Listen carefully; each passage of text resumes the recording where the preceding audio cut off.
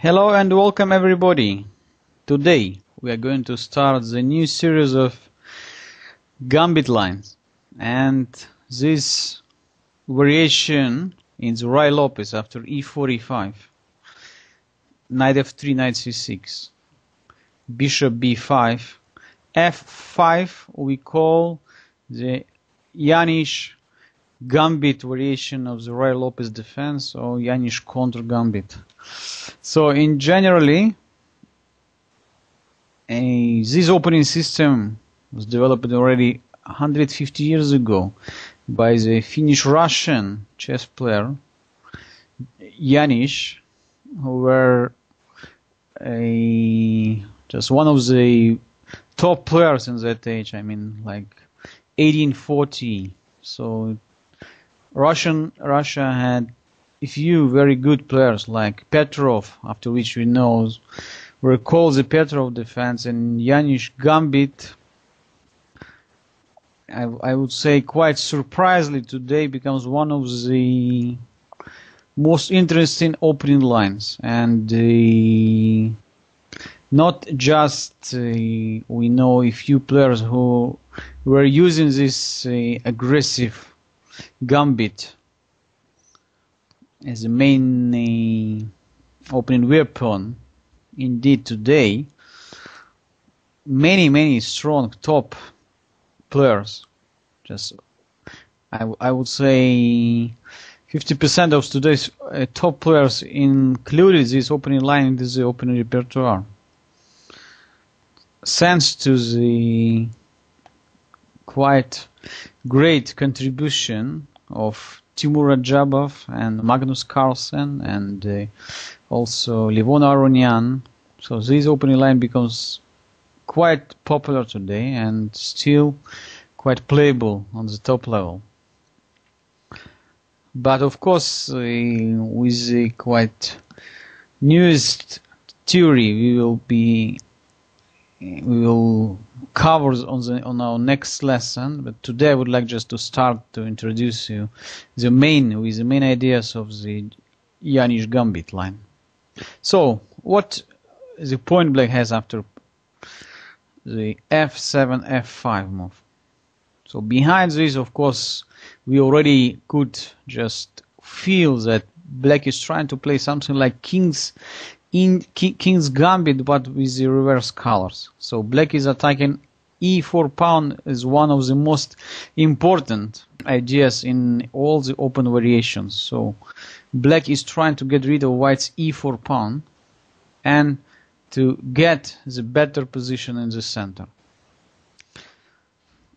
Let's say in the oldest practice, so white tried to play here something like e takes f5, but after e4 it's quite unclear what to do about this knight on a4. So let's say move like queen e2, queen e7 is not leading to any good position for white. Black is very soon playing knight f6 and d5. The pawn on f5 is quite big problem for white. It's almost impossible to protect it. The other lines, like d3, allowing black to continue developing his pieces after knight f6 or bishop c5 even. So one of the main ideas in this position, let's say black is counter-attacking so early in the opening stage. So why not just to play aggressively like d4? It's trying to smash black's position in the center, and don't forget that black's king could be quite easily attacked via the diagonal h5, e8. Unfortunately, this d4 move is not so great in this situation, because after f takes e4, knight takes e5, knight takes e5, and d takes e5, black has quite unpleasant move c6, attacking the bishop on b5. And when black bishop is going to c4 or e2, it doesn't matter. Black is just playing queen a5 check, knight c3, queen takes e5. And despite the fact that black is not having many pieces in the I mean, black is not so fast can complete his development. The strong position in the center. Look at this pawn. E4, D5, C6. So it's not a question here who is better. Black is just almost winning. Very fast. We are going to develop the pieces. Knight comes to F6, bishop comes to D6, and white is in big trouble. Because of that strong answer C6, so the number of players who were using this opening line is just constantly decreased. And white's only chance in this situation is just to go for some kind of sacrifice after knight c3, c takes b5, and knight takes e4, just believing that white is having some compensation for a pawn. But really, to play with white this position, no, we are not so happy. I mean, from the opening we had to sacrifice the piece for getting maybe some compensation. Indeed, just 1 pawn for a piece. So it's not exactly what we are looking for in the opening stage. So it means that already immediately after f7, f5, white is having just quite serious problem. I mean, if you are going to surprise your opponent this way after f5, it's not so simple for your opponent to find the right answer. So today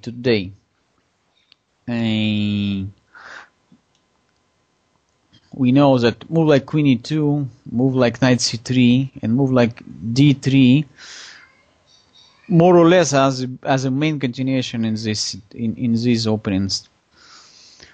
Indeed, I would like just to show you what could happen, how difficult could be white's position if something is going wrong. I mean, if white is not going to play according to the theory or just trying to destroy black's position at once. So, first of all, d2, d4, we already checked this line. So let's say what happened in case of knight c3. Quite interesting continuation. So black is capturing e4, knight takes e4, and pushing d5. So this is the main black's idea. First of all, to attack position in the center, and only then to develop the pieces. So if white is playing knight g3, black also could move like bishop d6 or even e4. When knight takes e5, more or less, is a forced continuation. D takes e4, knight takes c6. Of course, now black is not going to capture on c6, because after b takes c6, bishop takes c6, bishop d7, and even bishop takes a8, white is just having quite strong position.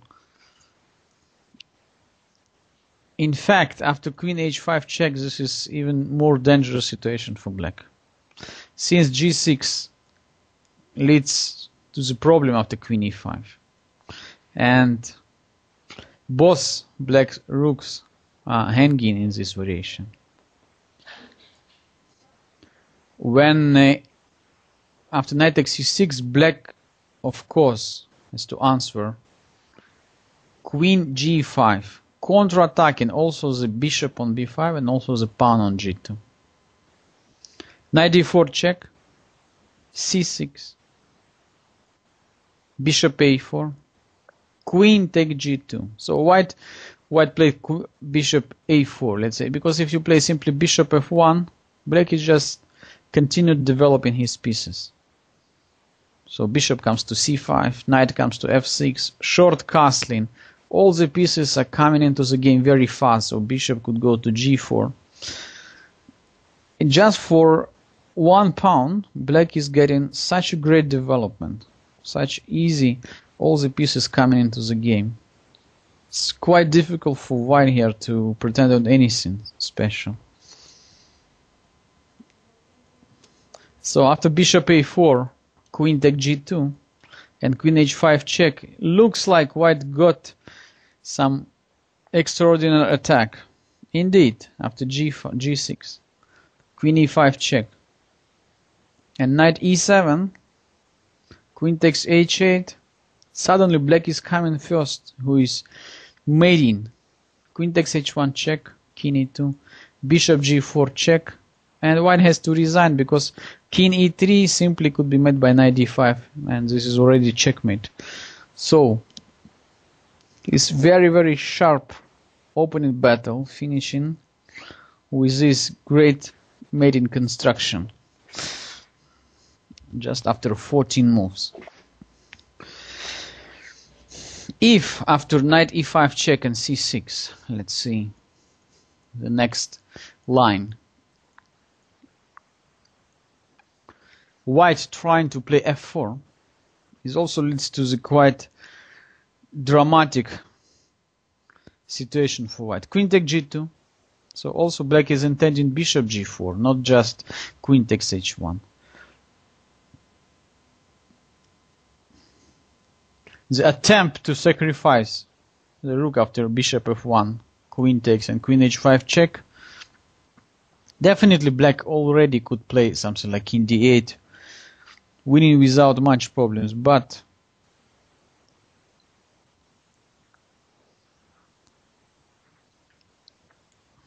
also possible probably to play just simply G6, check, and coming into the similar line.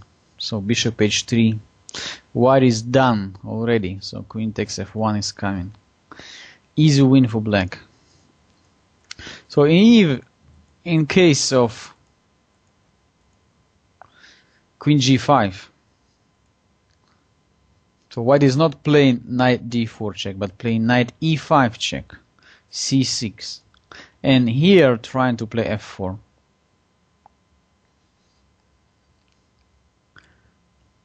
With the idea after E takes F3 to answer maybe with D4, and then queen takes F3 straight in, and continue some attack.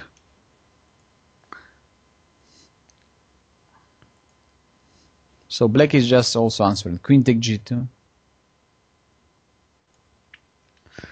and white is big trouble. So after also the bishop is under attack, also the rook is under attack. The game almost over for white. So already you can see that if not so easy for white just to play for advantage. We have to be extremely careful. So other lines, let's say white could try playing D3, and after F takes D4, D takes E4, knight F6, knight BD2, bishop C5. Black is developing all the pieces according the classical king's gambit variation. So like after E4, E5, F4. So the F file is open, so black is intending just to go for short castling very soon. So white is playing short castling, D6, just protecting the pawn on D6 and ready to bring our bishop to G4. H3, castling short side. So already we can understand that white, who is going to play here for the equalizing, black is just ready to start his kingside attack after knight H5, knight F4. Also, black is intending to bring the knight to G3. So don't forget that pawn on F2 is pinned. So another important and typical maneuver here, just to bring the queen to G6 or just close to the king side after queen E8, queen G6 or queen E8, queen H5. So this is also quite typical maneuver from black side. I could tell you that already in this position is quite difficult already to play for white. C3, queen E8. So the route for the queen is quite obvious. Rook E1. So white is of course not playing according the principles. White is trying to play knight f1 and then bishop e3, somehow trying to trade black's dark square bishop, but after queen g6 it's just too late. Black is already threatening bishop takes h3. The problem here is that knight h4 move easily could be met by not queen g5 because knight f3, but queen g3. And pawn on f2 under attack, the knight on h4 under attack. The game is over for white already. So fast, 11 moves, and it's no solution anymore. So this kind of game happen very often, I could tell you. One of the game I also studied after short castle bishop c5, now move number 6.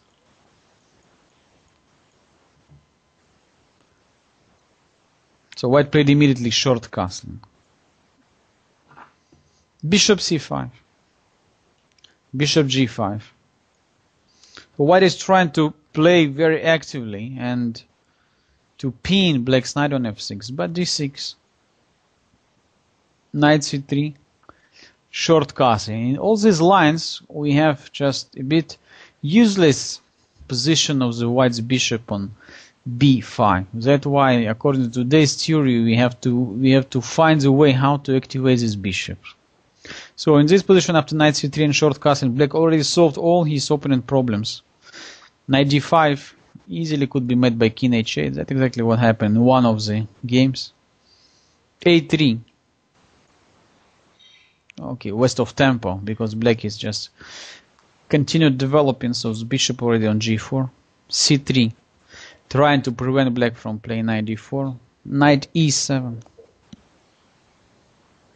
So now if white is captured on f6 somehow, knight f6 or bishop takes f6, it only opens black's g file. So after rook g8 and then rook g6 or knight g6, it's so difficult for white to prevent black from dominating on the king side. So all the pieces in the game, strong center, semi-open g file, so a lot of targets on the king side, so we can intend also bishop h3, f7, f5, c6, whatever. Black is definitely better.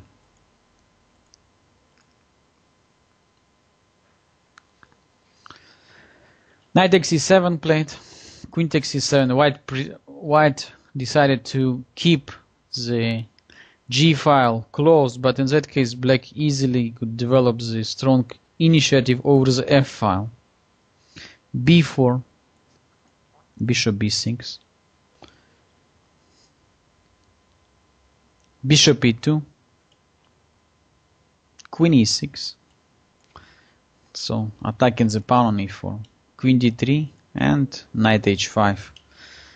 Typical idea, so just knight is coming to f4, c4, queen g6, and already we can understand how unpleasant white's position.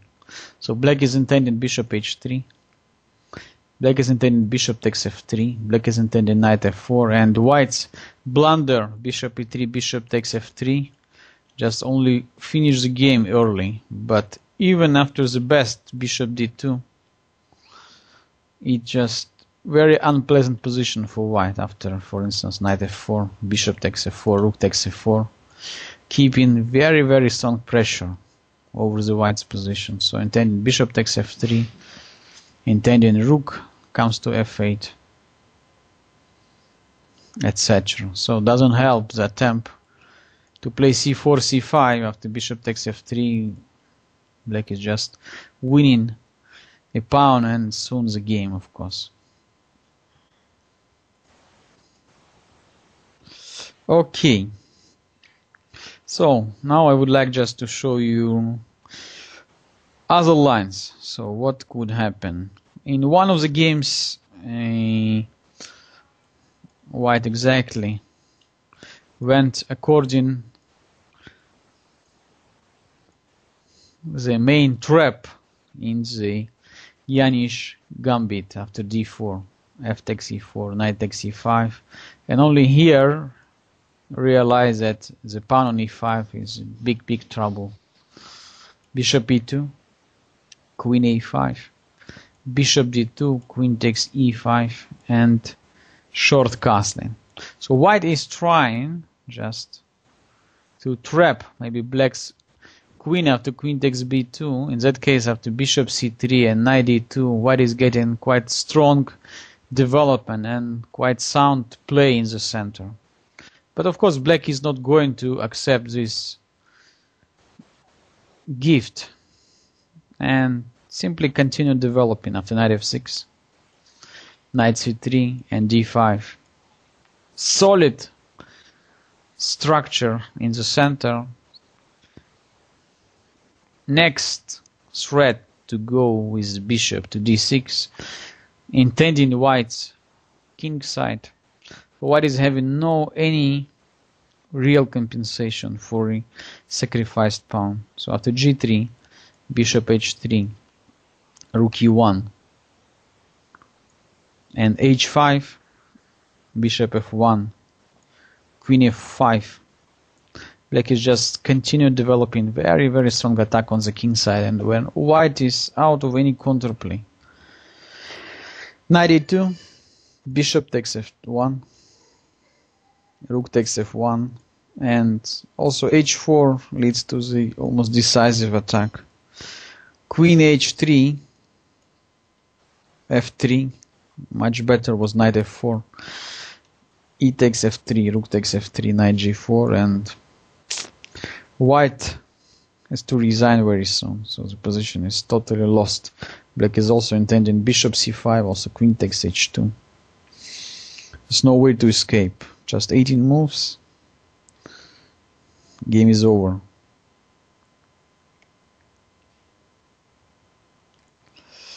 Okay.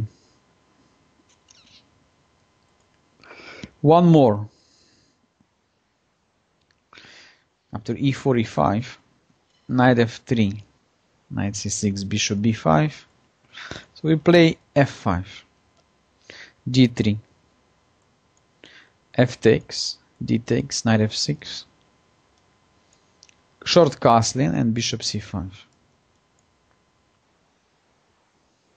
Bishop c4. So first game where white is trying to use the problem in black's position. So seems like black is not going to castle anymore.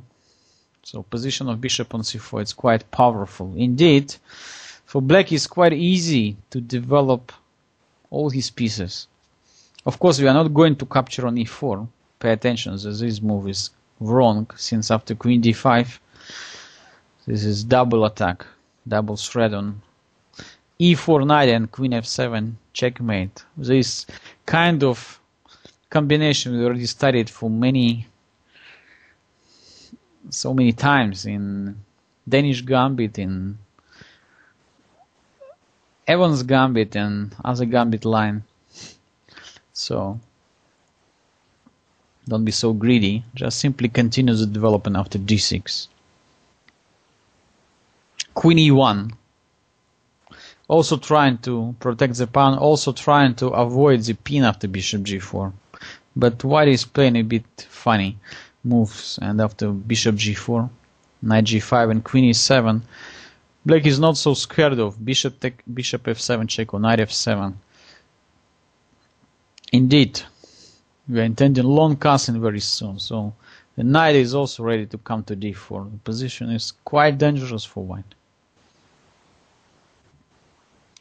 Bishop f7 check, king f8. Now for white it was better, of course, to try and to go with the bishop to b3. Still after move like knight d4, black is keeping much better position. White decided to play h3, get rid this bishop from g4, but after h6, h take g4 and h take g5, suddenly black got almost decisive attack on the king side. Look at that. How rapidly black's attack developed. Bishop b3, knight take g4, all black pieces in the game. So open H file is a decisive factor, and don't forget about this bishop. Bishop on c5 is the most powerful piece in black's position. So we are threatening just to bring the queen to h6 or to play g6 to make a lift for the queen to h7. It's not so easy for white to find any solution against these threats. Queen d1, knight h2, rook e1, g4, intending queen h4, intending knight f3 check,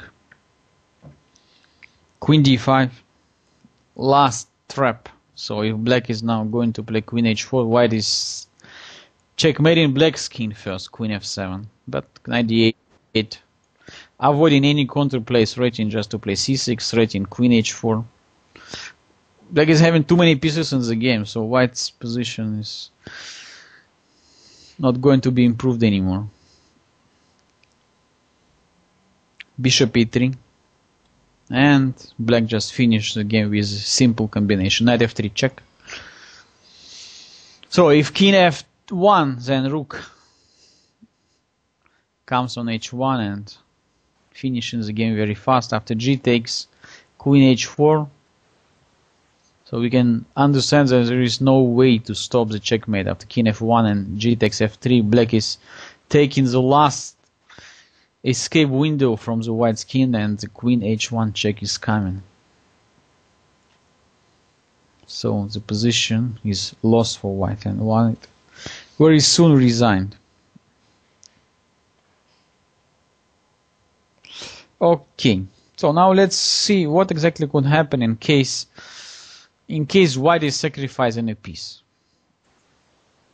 After e4, e5, knight f3, knight c6, bishop b5, f5, d4, f takes e4, knight takes e5, knight takes e5, d takes e5, and c6, knight c3. So also happening number of games which we are playing with this Yanish Gambit variation. Indeed,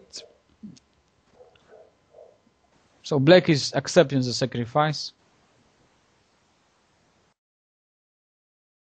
So possible to play knight takes e4 immediately or short castling. So in that game played short castling. Indeed, d5. So black is sacrificing back the material. The point is that if white is capturing on d5 with a knight, black just simply continue developing bishop e6, and white has to exchange queens, which is, of course, cannot be called the greatest variation in the theory when we just with a piece down and forced to exchange the queens as well. After e takes d6, queen takes d6, queen h5 check. White is going to win number of pawns, but black is rapidly developing all his pieces. g6, queen takes b5 check, bishop d7.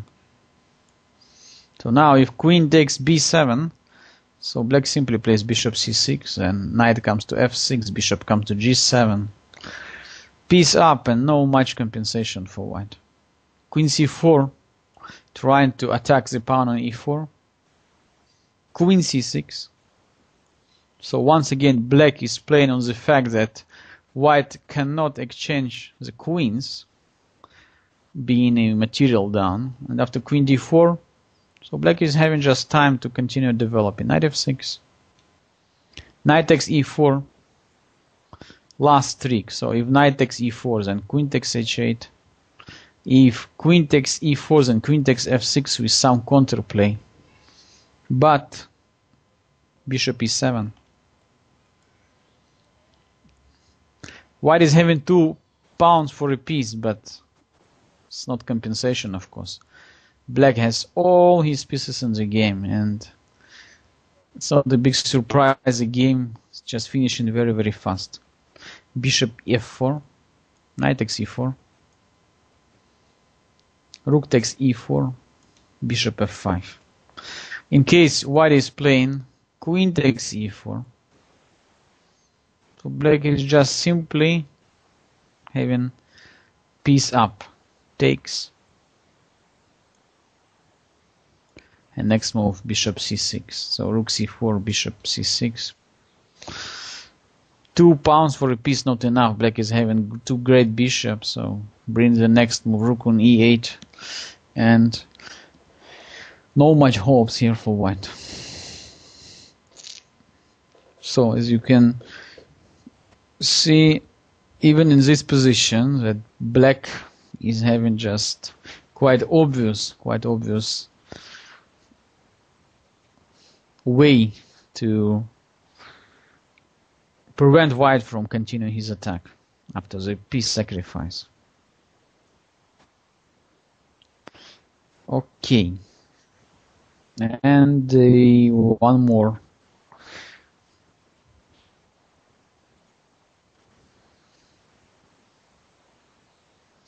e4, e5, knight f3, knight c6,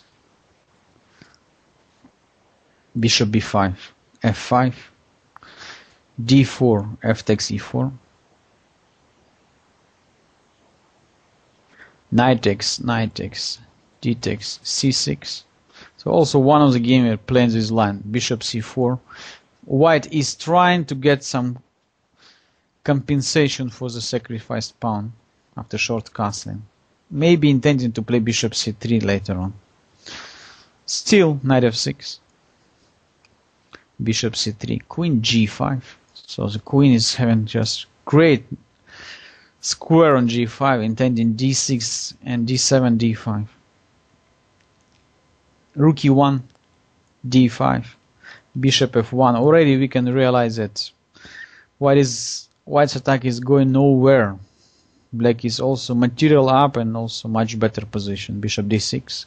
All his pieces coming into the game very fast. g3.